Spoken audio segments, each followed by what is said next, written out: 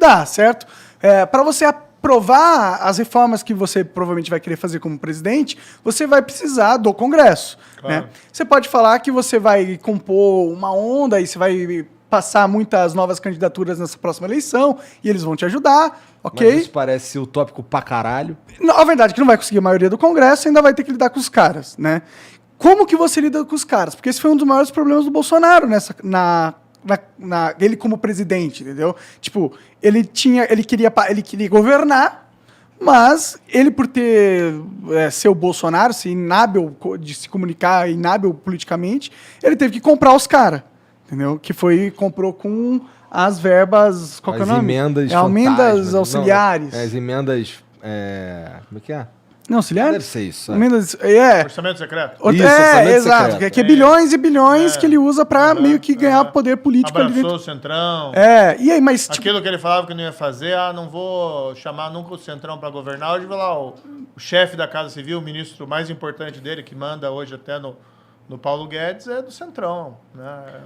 Como que você faz isso, cara? Como que você governa? Como que você governa e passa coisas no Congresso sem abrir a perna para esses caras? Porque até agora foi uma missão impossível para todo mundo que tentou. Não, eu vou te dizer o seguinte, Marco. Primeiro, não existe isso. O país está mal e o presidente é bom. Tá? O país está mal porque o presidente é ruim. Então tá na conta dele. Tá na conta do Bolsonaro. Moro, desculpa, deixa eu ser chato aqui um pouquinho. Puxa o microfone pra tu. Tá, perdão. Tá na conta do Bolsonaro. Tá na conta do Bolsonaro o desemprego, tá? A inflação, tá? A demora nas vacinas e essa atitude dele maluca de ser contra a vacina, de ser a favor da Covid, sei lá, não dá para entender isso. Tá na conta dele o desmantelamento da corrupção. E tá na conta dele o Lula. O Lula só tá voltando porque esse governo é muito ruim. Tá? E as pessoas estão tão desesperadas porque não querem mais o Bolsonaro que estão pensando, vou votar no Lula. Então, por isso que a gente tem que oferecer alternativa. Vou dizer, ele é culpado por tudo isso sozinho? Não. Agora, quando o país vai mal, quem que é o culpado? É a senhorinha que rala todo dia, trabalha, é o pai de família lá que pega o ônibus para ir trabalhar e a pessoa que está passando fome, o cara no sertão que está caçando lagarto, eles são culpados? Ou é o cara que está sentado na cadeira de presidente da República? Sim. O maior culpado é o cara que está sentado na cadeira de presidente da República. Que ele teve dificuldade com o Congresso? Teve. Que ele teve dificuldade com o Supremo? Teve. Que o Congresso e o Supremo também cometeram muitas decisões erradas? Para mim, os três poderes estão capenga, velho. Agora, o país vai mal porque o presidente é ruim.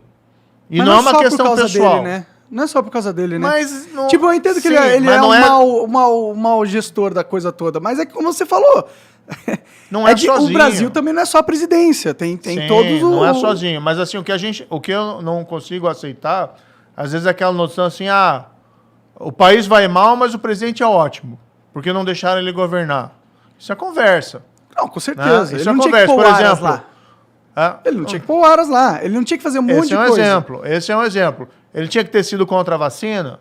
Não. Ele tinha que ficar falando para as pessoas que a pandemia é uma gripezinha, que não tem perigo nenhum, que não precisa usar máscara, que a solução é todo mundo pegar a doença, e a gente tem aí 620 mil vítimas. Não estou dizendo que ele é culpado pelo vírus. Não é. O vírus é um fenômeno mundial. Agora, cá entre nós, quando você tem uma emergência dessa, você precisa ter um líder que diga as coisas certas. Sim. Só o fato de você ficar trocando o ministro da Saúde várias vezes dentro da pandemia já mostra que você não está sabendo o que você está fazendo, né? Pelo menos. E vamos colocar numa hipótese aqui. Se eu tendo ido para o governo, se ele tivesse apoiado os meus projetos de combate à corrupção, tá? Será que a gente não teria conseguido aprovar no Congresso? Prisão em segunda instância, ali no começo. Não. Olha, sim. Se tivesse posto para votação, tivesse tido apoio do presidente da República, tinha aprovado. Em 2019, tinha. Não, ele poderia ter ajudado muita coisa. Poderia ter ajudado. Vou te colocar um exemplo aqui. Eu, como ministro, em fevereiro, eu apresentei lá o projeto de lei anticrime. Que era um baita projeto. Né?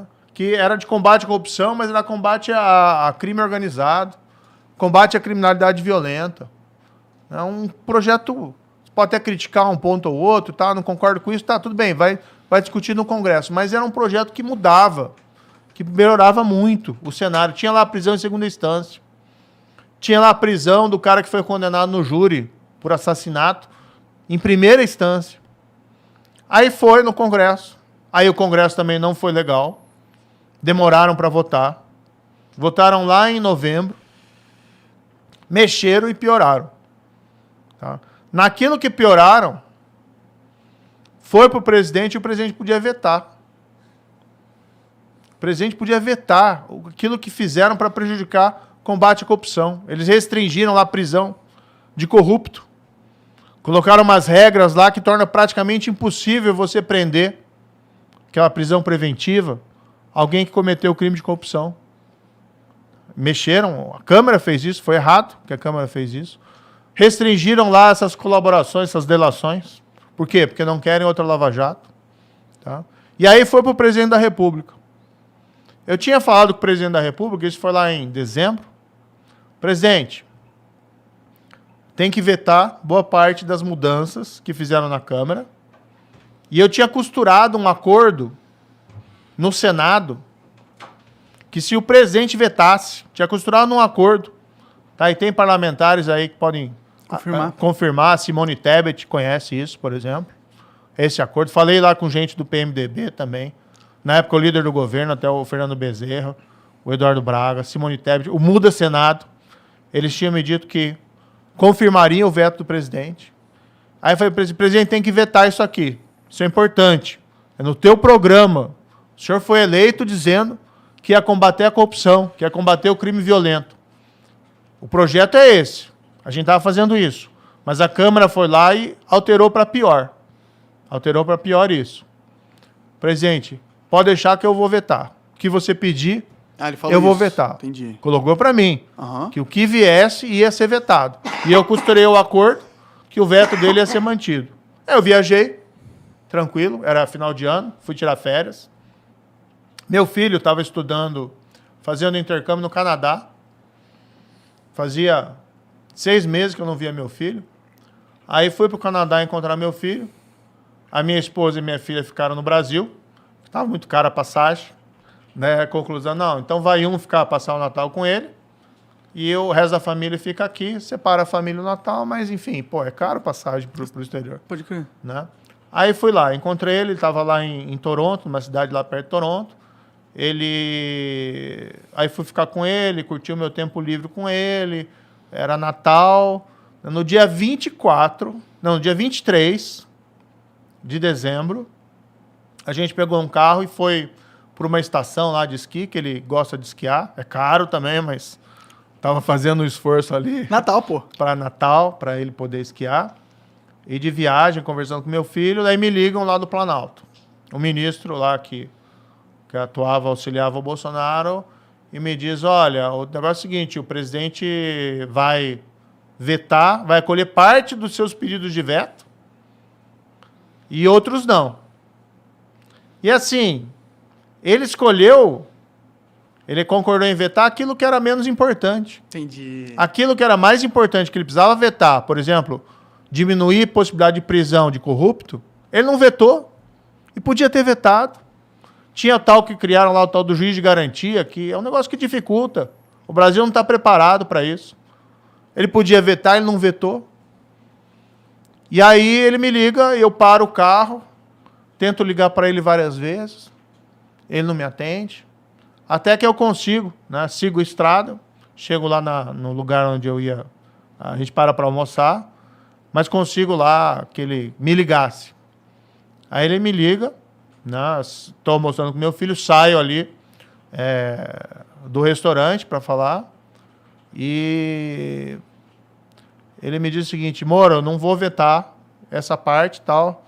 Cara, eu não sou um cara de me humilhar, entendeu? Mas eu implorei pro presidente, ao telefone, presidente, compromisso que o senhor teve nas eleições, combate à corrupção, combate ao crime violento, é importante que o senhor vete tudo ali que a gente está pedindo. Falei, ficamos ali quase meia hora falando, e eu pedindo. Amor, quando você voltar, a gente se encontra que eu vou explicar para você. Explicar o quê? Né? Não tinha o que explicar, e daí ele não vetou. E foi publicada essa lei, com os vetos que ele não deu, no dia 24 de dezembro, Natal, véspera de Natal. Por que ele fez isso? Porque no Natal ninguém está pensando nisso. No Natal as pessoas estão pensando na renda, no presente. Sim, tá todo mundo Né? curtindo. Tá todo mundo distraído. Sim. Eu lembro Então- desse dia, dessa notícia aí, realmente foi... Eu fiquei meio broxado pra caralho também. Cara, eu fiquei indignado. Eu tava lá, aquele foi o momento assim que caiu toda a ilusão que eu tinha, né? Que eu tinha tido o negócio do COAF, tinha tido lá as declarações dele que queria interferir na Polícia Federal, tinha tido lá a nomeação de sabe Deus quem lá, que nem era a melhor pessoa para procurador-geral, que era um cara que falava mal da Lava Jato. Né? Foi a primeira Aras, vez né? que foi nomeado um cara que não tava na lista lá. Na dos- lista tríplice. Né? E um cara que falava mal da Lava Jato. Aí o cara é eleito, dizendo que suporta a Lava Jato, e ele nomeia um cara que fala mal da Lava Jato. Né? Aí, assim, aquele momento... É que ele falou que ele acabou com a Lava Jato porque acabou a corrupção no governo dele. Conversa fiada, né? Ele tá abraçado lá com gente que foi... Não é nada pessoal, entendeu? Mas hoje, por exemplo, um dos caras que manda no governo é o Valdemar da Costa Neto, que é o cara que foi condenado por suborno no Mensalão, que era o cara que estava com o Lula. Então ele pegou os caras que estavam com o Lula e tá tudo com ele hoje. Sim. Né? E o cara vem falar que é contra a corrupção. Então, mas daí ele não vetou, né? Eu penso, porra, que presente de Natal que o cara Te deu. me deu, né? Que estragou a minha viagem com meu filho e tal, mas aí Tu não, ficou chateadaço mesmo? vou curtir o meu filho Ah, e que tal, bom, que bom, esqueça, né? que bom, Vamos que bom. bola pra frente. Aí eu até tenho um Twitter meu, né? Um tweet, desculpe. Que eu tava andando lá ainda em Toronto, aí eu encontro uma estátua do Churchill lá numa praça em Toronto. E tem aquela famosa frase dele, do discurso dele, né? Que quando a França cai, né, na Segunda Guerra, frente aos nazistas, e ele faz um discurso inflamado, e ele basicamente, we shall never surrender, nós nunca vamos nos render, vamos lutar na praia, vamos lutar nas colinas, vamos lutar até o fim, nunca nos renderemos e vamos ganhar essa parada, né? Então daí eu peguei até, vi aquilo lá, tirei uma foto, postei, que era mais ou menos o meu estado de espírito, entendeu? Desapontadíssimo com o presidente da República, que tinha, sim, né, traído tudo que ele tinha prometido, tinha traído a população. Na minha opinião, porque ele não quer que, vamos dizer, que tenha um sistema contra a corrupção que seja forte. Ele não quer esses instrumentos fortes, porque ele tem os problemas legais dele. Ele vetou isso. Mas, assim, você também não pode baixar a cabeça, entendeu? Você tem que olhar e vamos chutar a bola para frente, vamos resgatar um futuro, vamos pensar que se você perdeu uma batalha, você tem ainda uma guerra pela frente e você não pode desistir. Porque se você for desistir disso, esqueça, né? E você... Por isso que é um pouco, tá, sabe? A gente tá falando, por que você aceitou colocar a sua... Eu fico indignado quando eu estou vendo essa situação no país. Todas essas mentiras sobre a Lava Jato, sobre o combate à corrupção, esse desmantelamento. A gente vê as pessoas sofrendo. E eu vou te dizer, se for reeleito Bolsonaro ou se for eleito Lula, o país vai mergulhar numa crise econômica, porque ambos não sabem o que fazer. O governo que não deu certo, que é o atual.